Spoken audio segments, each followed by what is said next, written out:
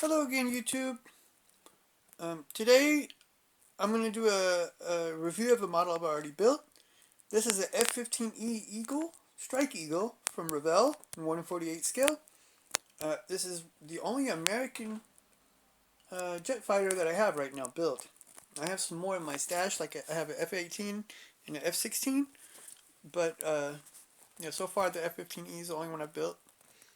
Um, and despite what I've said about Revell in the past, they do make some good aircraft, and this is one of them.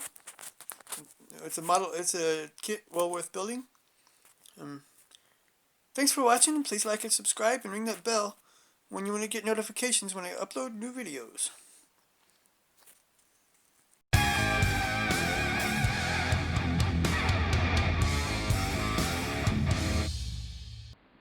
So in this video, I wanted to take a look at this F-15E Strike Eagle that I built from Revell. I won't totally go over the instructions, but I wanted to. It comes with a lot of parts. It even came with two trees like this. This is the tree with the top half. It has really good instructions for painting the bombs and missiles.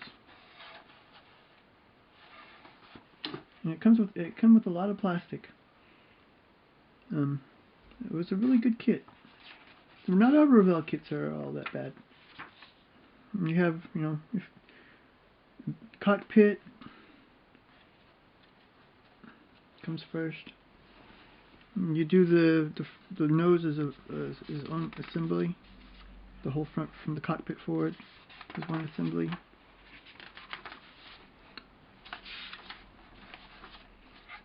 Then you put the fuselage together. It's the top and bottom half. And then put the wings on and stuff.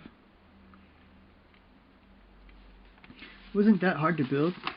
I've noticed some mistakes I've made.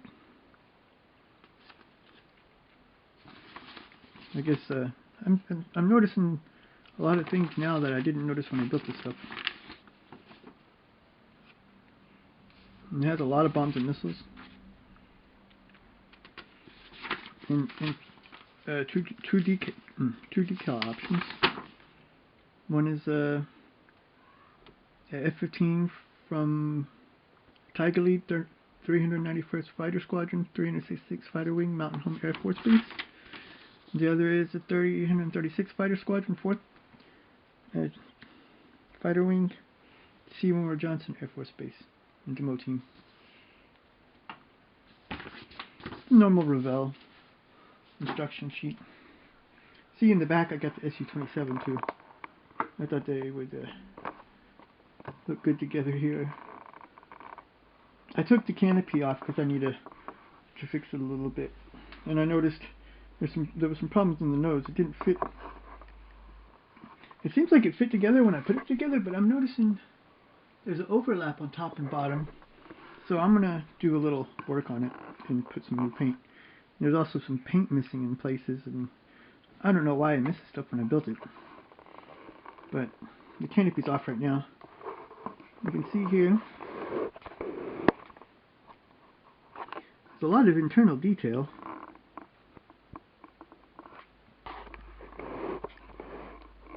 I think it looks really good, actually.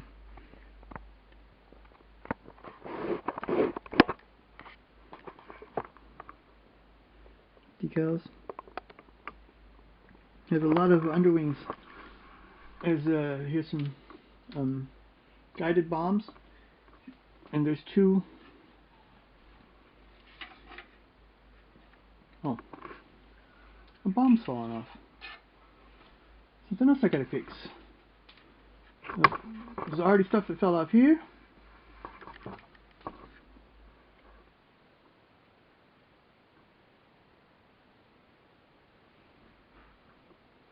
We have there's two types of guided bombs here. There's some air-to-air missiles here too. One of the missiles is missing.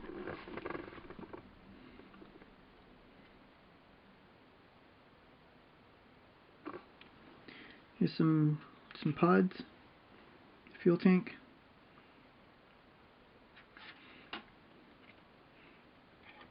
Well, It's been sitting upstairs in the attic for some years, and there's some stuff missing off of it.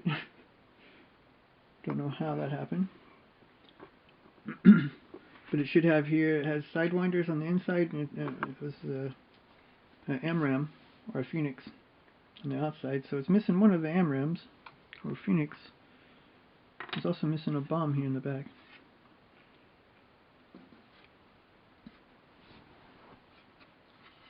It had some, that was one complaint, is I don't think the contact points where the bomb, I mean, the points where the bomb's going to the fuselage weren't all that, I don't know, I would have made it a little bit different, I think, because it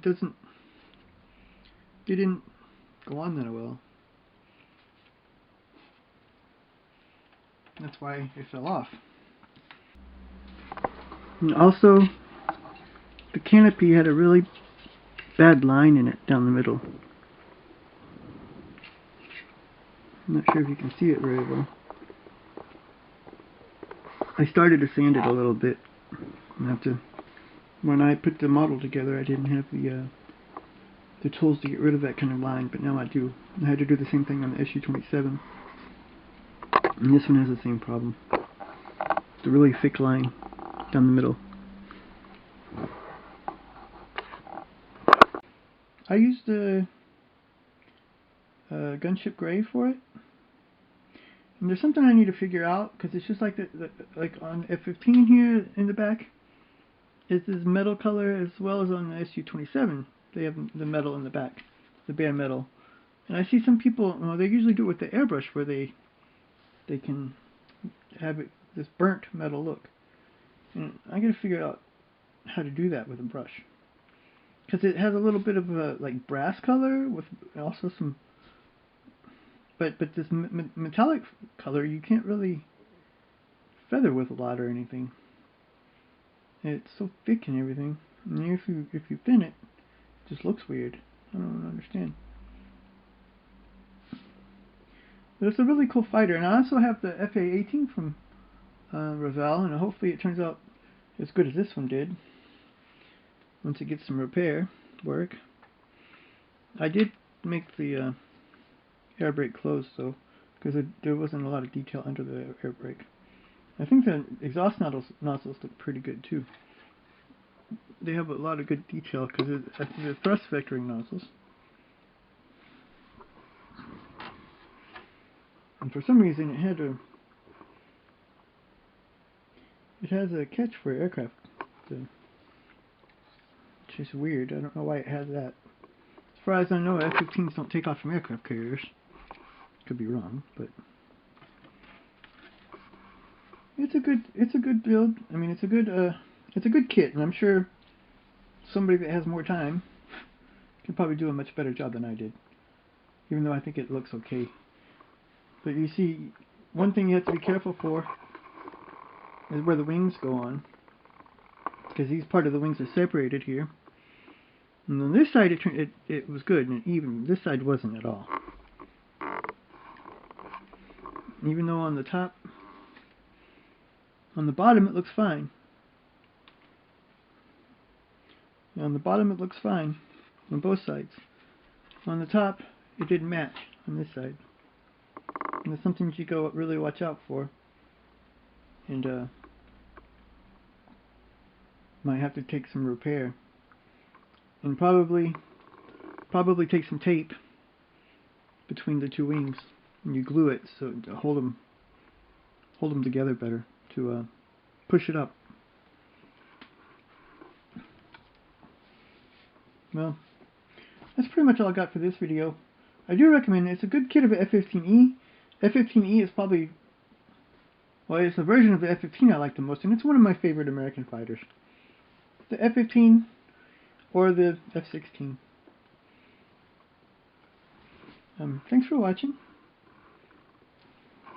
Next time, we'll be going over the Crusader Mark I from Italeri.